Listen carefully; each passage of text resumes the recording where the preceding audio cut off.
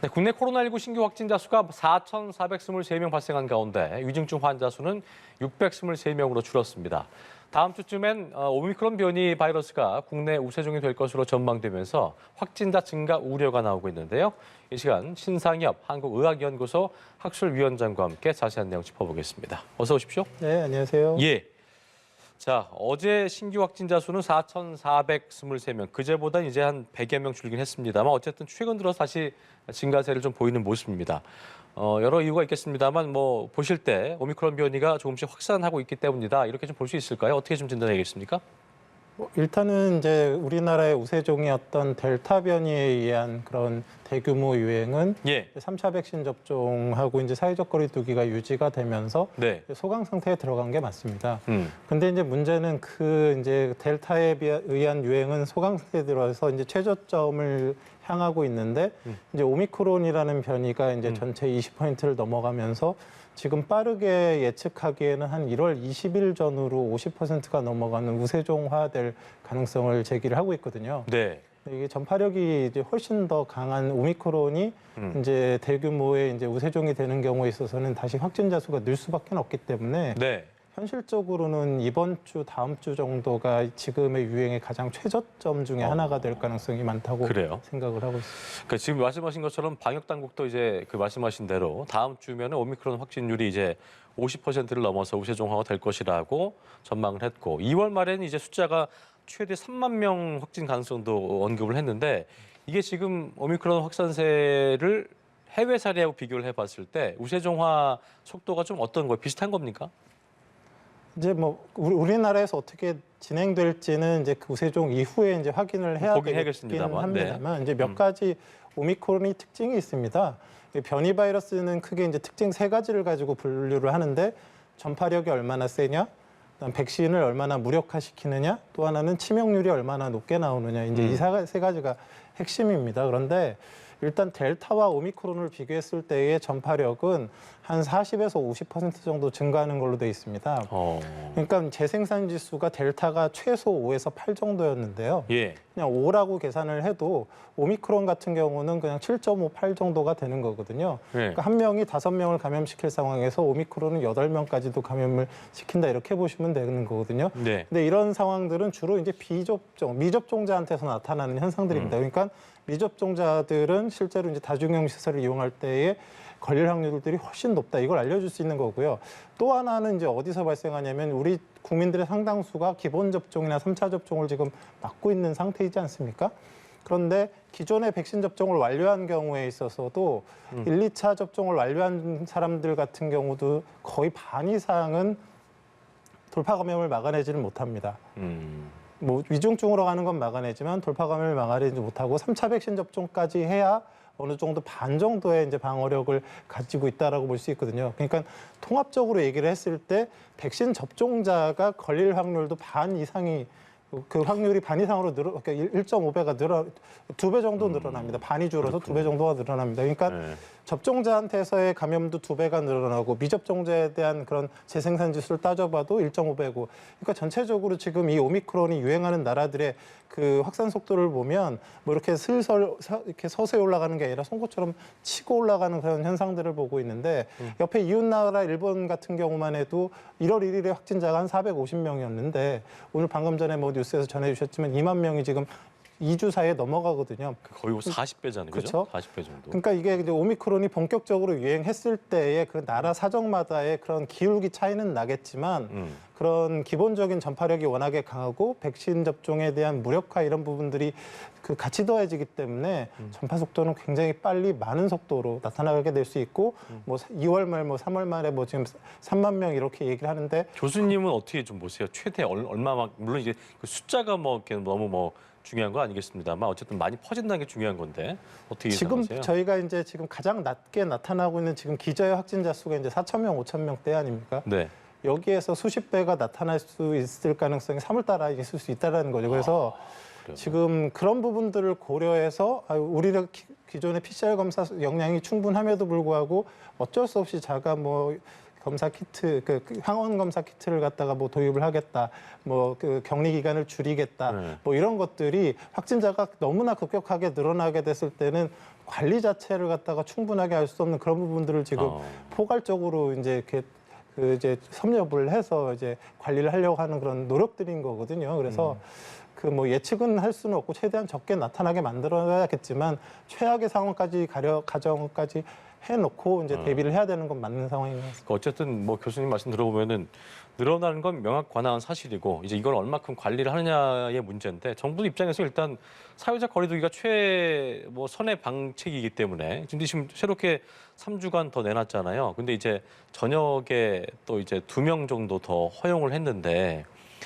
오미크론 확산 때문에 일단 그렇다고 너무 또 폐쇄할 수는 없는 부분이기 때문에 정부로서는 일단 최선을 다한 거다라고 볼 수밖에 없지 않겠습니까? 어떻게 좀 보셨어요, 이번 조치?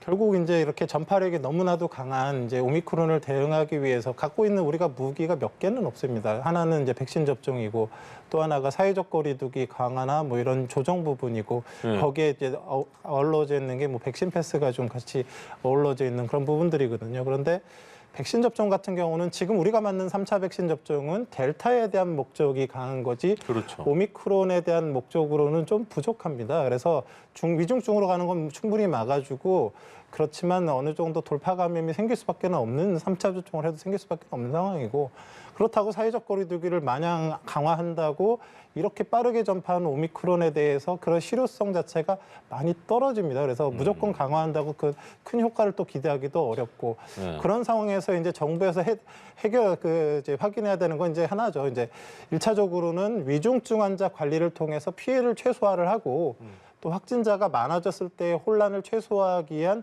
그런 그 병의원들이나 이런 체계들을 다시 만드는 것, 검사 체계와 진단 치료 체계를 다시 만드는 것, 이게 이제 하나가 있겠고 또 이제 다행히 이제 우리 국내에 도입되기 시작한 팍슬로비드 같은 경구 항생제가 이제 잘 그 활용이 되고 이제 그 치료에 이용될 수 있도록 배분하는 것 이런 부분에 이제 이런 사실 과거의 확진자 위주의 그런 관리에서 위중증과 확진자 그 치료 이런 부분들에도 이제 좀 시선을 바꿔서 이제 집중을 해야 되는 그런 상황이 됐다고 볼 수 있겠습니다. 이거 이제 격리 기간 있잖아요. 그 7,000명 넘으면 정부 입장에서도 확산 대응 전략 내놓은 게 7일로 줄이겠다. PCR 검사 대신 신속 항원 검사도 하겠다 밝혔는데 아까 말씀하신 것처럼 뭐 몇만 명 이렇게 나오면 그 기간 너무 길어지면 또 혼란이 올 수 있기 때문에 이걸 이렇게 줄이는 수밖에는 뭐 더 방법이 없는 것 같긴 합니다. 어떻게 좀 보셨어요, 이 부분요?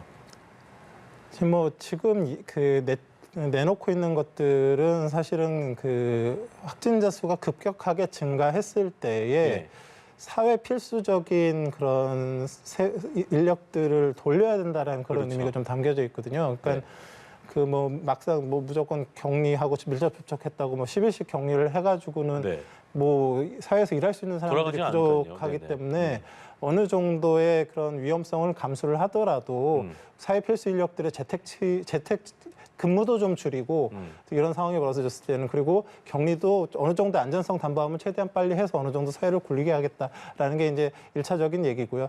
또 하나는 이제 뭐 진단 역량이 저희는 개인적으로 PCR 검사 역량이 그렇게 부족하다고 생각하지는 않는데 그게 이제 너무나도 많아지게 되면 이 PCR 검사 수요가 이제 공급을 못 따라가게 되면 그러니까요. 이제 바로바로 진단되지 못하는 그런 상황이 될 수도 있으니까 그렇게 진단받지 못하고 집에서 대기할 바에는 차선책으로 호흡기 전담 클리닉이나 뭐 감염병 전담 병원에 가서 뭐 지금 거기에 PCR 키트가 혹시 없더라도 의료진에 의해서 직접 그 신속 항원 검사를 해서 어느 정도의 선별과 그런 평가를 받은 이후에 그 이제 관리를 하겠다라는 게 1차적으로 지금 이제 얘기가 되고 있는 부분들이거든요.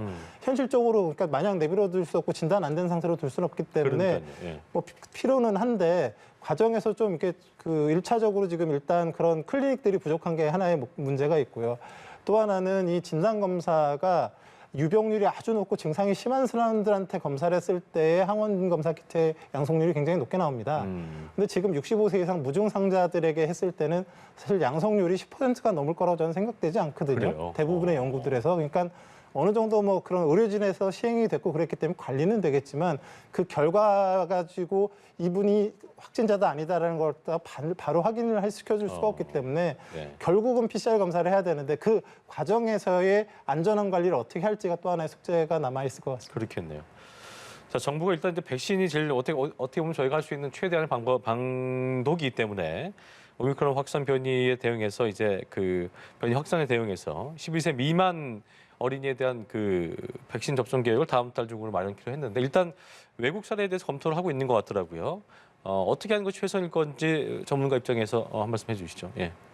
일단은 뭐 5세에서 11세까지에 가장 많이 연구가 되어 있고 미국에서도 이미 승인이 나서 접종이 되고 있는 건 이제 화이자 백신입니다. 그러니까 어른과는 다르게 이제 3분의 1 용량으로 이렇게 좀 제형도 좀 다르고 거기에 맞춤형으로 좀 진행이 되고 있는데 예. 생각보다 연구 결과는 상당히 좋게 나오고 있습니다. 그래서 그 5에서 11세에도 뭐 예방접종 그 우리나라에서 승인이 된 상황이라 그러면 기본적으로 접종에 그 의사가 있는 분들은 빠르게 접종할 수 있도록 나라에서 기회를 주시는 게 맞는 것 같고요. 예. 지금 오미크론 변이의 특징 중에 하나가 폐렴과 같은 심부 감염증은 잘 일으키지 않지만 기도나 기관지 이런 그 체내에서 가까운 곳에서의 대규모 감염을 일으키면서 빨리 전파를 시키고 또 하나가 소아가 감수성이 굉장히 높습니다.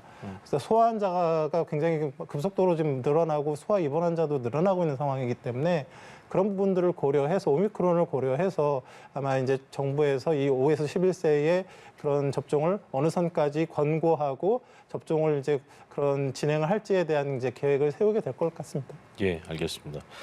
자, 저희가 뉴스로도 보도해드렸습니다만 법원이 방역 패스 효력을 일부 정지를 했습니다. 그래서 시민들 사이에서 환영한다는 목소리도 있는 반면에 감염 확산 우려도 나오고 있는데 어쨌든 미접종자가 많은 그 청소년층에서 대규모 유행이나 어떤 중증 환자 폭증 사태가 발생할 수 있다 뭐 이런 우려인 건데요.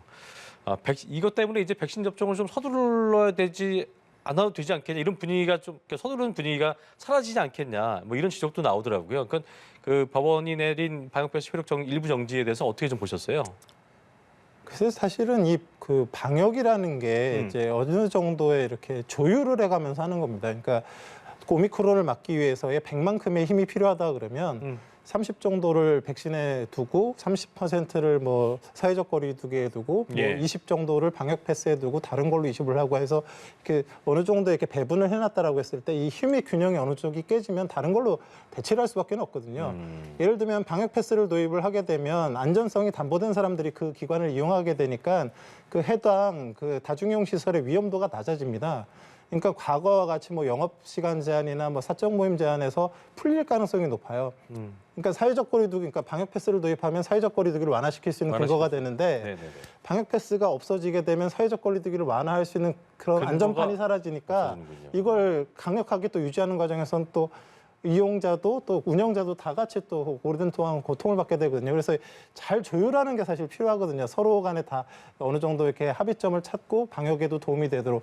근데 그런 부분에 있어서 지금 정부에서 좀 설명이 좀 부족했던 부분들에 있어서 지금 혼란이 좀 있는데 일단 방역 패스를 사용할 수 없는 상황에서는 사회적 거리두기를 어느 정도 안전판으로 유지하면서 진행할 수밖에 없는 상황이고 지금 오미크론이 유행하는 상황에서 가장 걱정되는 거는 뭐 성인들은 대부분 무증상이나 이렇게 경미하게 넘어가는 사람들도 많은데 소아 청소년 그 확진자들이 늘어나게 되면 이거 좀 혼란이 있을 수 있거든요. 그렇죠. 그래서 그런 부분들을 고려해서 소아들이 좀 맞을 수 있는 그런 백신들이 지금 일단은 이제 화이자 백신에 대한 그런 그 지금 승인 과정을 거치고 있으니까 이제 그걸 빨리 거쳐야 될 것 같고요. 또 하나 이제 기대는 이제 노바백스라고 과거에 뭐 비형 간염 자궁 백신 그 접종에 많이 사용했던 그런 플랫폼으로 만들어진 이제 그 노바백스 백신이 승인을 받았는데 이게 아직 성인에서만 승인이 됐고 소아한테는 승인이 안 됐습니다. 그래서 이런 과정들이 좀 진행이 돼서 뭐 다른 플랫폼들 좀 편안하게 생각하실 수 있는 그런 플랫폼들도 소아 청소년에서 접종할 수 있게끔 빨리 진행이 됐으면 하는 그런 바람이 있습니다. 알겠습니다. 자, 지금까지 신상엽 한국의학연구소 학술위원장과 함께 코로나19 상황 자세히 짚어봤습니다. 오늘 말씀 고맙습니다. 네, 고맙습니다.